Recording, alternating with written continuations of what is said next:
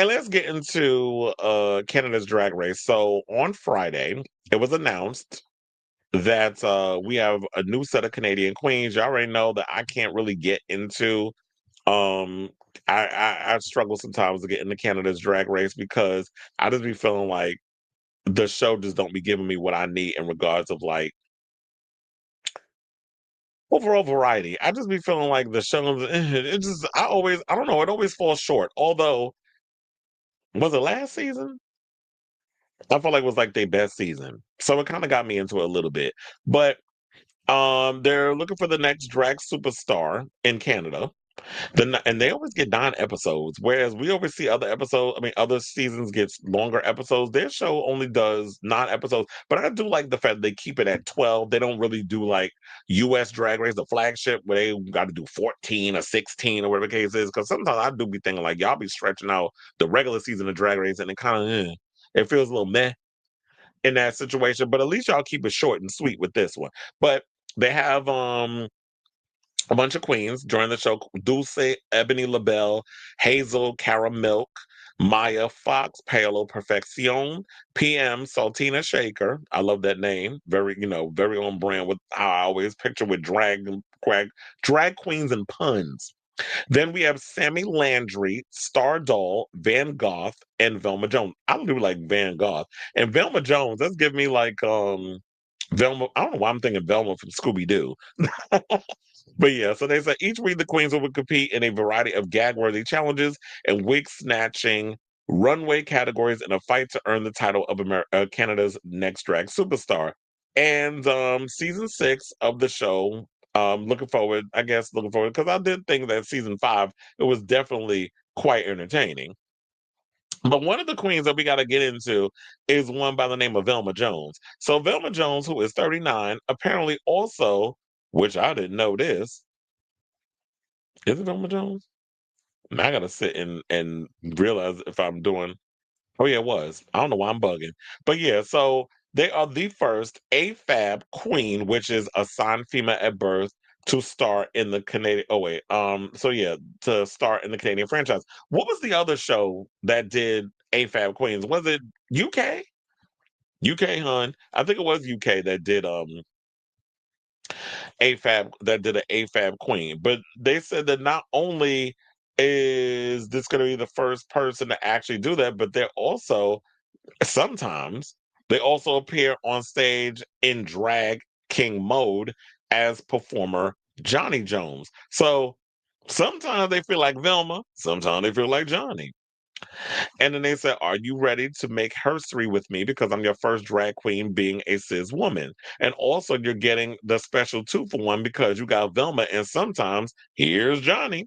I can't wait to show you my drag king persona, Johnny. Also, I'm here to prove that I can do anything like the others." So I am wondering because as we do see that Velma does do drag. And funny enough, I didn't even realize that she was a cisgendered, an AFAB queen, because I thought it was literally a drag queen that was able to do both. But if you look on the left, you definitely give drag king tease. You could definitely see it in there. But for the most part, I was like, that'd be interesting. And will they actually incorporate some of the drag king stuff into the show? Because I was afraid of that. I was like, okay, technically you're an AFAB queen who does female drag, but you like Sigourney Beaver over on Dragula, but also you do you do boy drag.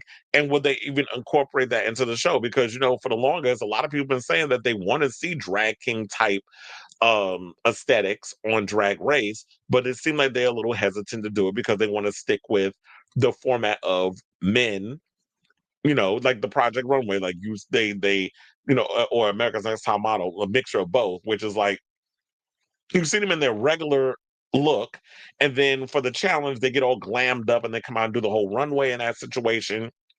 And for a long time, that was the format. But then, of course, everybody's like, drag is evolving. We need to have all different styles of drag represented. And I was like, is it really fair that we put that kind of pressure on one franchise that is showing only one representation of drag? Or should we have a multitude of shows that show drag where it's not just reliant on Drag Race? Because I definitely feel like we need more variety of drag expressed on TV. So we have RuPaul's Drag Race, and we have Dragaland. We also had that other show, King of Drag, which came on Reverie. I don't necessarily know how well that show did, but and if there was really that much talk about the show, then we have Can't Wanna Kiki, and there's so many other different drag shows that we get to see on other networks, but they don't get the same type of push that a RuPaul's Drag Race is. RuPaul's Drag Race is the blueprint because that was the very first show to come out of the gate to do the whole drag competition thing. And I would definitely love to see more representation. And I definitely feel like we need to see more of that and not necessarily just rely on this franchise to be the only wherewithal of representation. So they said Johnny Jones is the first drag king to be cast on the show globally since the reality show began 16 years ago. Former stars of the show include Bimini, Ginger Johnson, and Victoria Scone, who was the first ever cis woman. Okay, so they're talking about UK because I thought I wasn't bugging. That yeah, I mean, there was a cis, an AFAB queen who competed on Drag Race, but it was the UK edition. And they said they and so even those people have voiced their hope that Drag Race will start casting drag kings. That ain't the only ones. Also, we need to throw in detox because how many times have we heard detox talk about we need to get AFAB queens and so many other girls, or I'm just saying girl in general. That how many we need to show different aspects of drag on the show. So it seems like slowly but surely the franchise is doing that. It now all the other franchises is doing it. We have yet to see RuPaul's Drag Race kind of go into that lion's den. They've already done adding trans girls to the show after RuPaul said what he said in that The Guardian interview about the trans people, and he got the backlash. So we've already had trans girls on. Even two trans girls won the show. Sasha Colby, who we're about to get into after this topic, and Sonique. So now it's time I say we open up the floodgates and allow different types of drag to be on the show. We got to keep the show exciting, especially if you want the show to continue to go on and on and on for as long as you want it to go on. So I definitely want to hear from y'all. What do you guys think of this story? Are you excited for the upcoming season of Canada's Drag Race? I think it comes out next month, right? So yeah, I mean, quite as Oscar October is almost over. Basically, we got like 4 more days.